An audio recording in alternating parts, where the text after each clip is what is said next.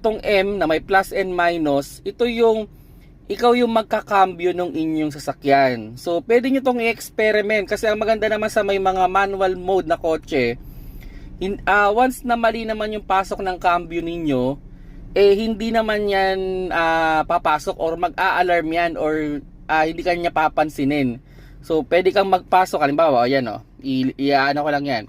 O yan, naka-M na yan. So, makikita ninyo, nag-number 1. Okay? So, pwede kang mag-plus dyan. Pwede kang mag-minus. Plus, minus lang naman yan. Yan. So, halimbawa, tumatakbo ka ng mga 20 kph. Nasa 1 ka. Pwede kang mag-plus. So, magiging number 2 yun. Tumatakbo ka na ng mga 30 kph. Pwede kang mag-plus. O, gusto mong pabagalin. 20 kph. Papunta sa 20 kph. Pwede kang magbawas. So, ganun yung pinaka-idea ng manual mode, no? Ang pinaka-reminders ko lang, pag magpapasok kayo ng low gear, okay, kung manual mode, sana hindi more than 60 kph yung takbo ninyo. Ang sabi sa manual, dapat nasa control speed kayo.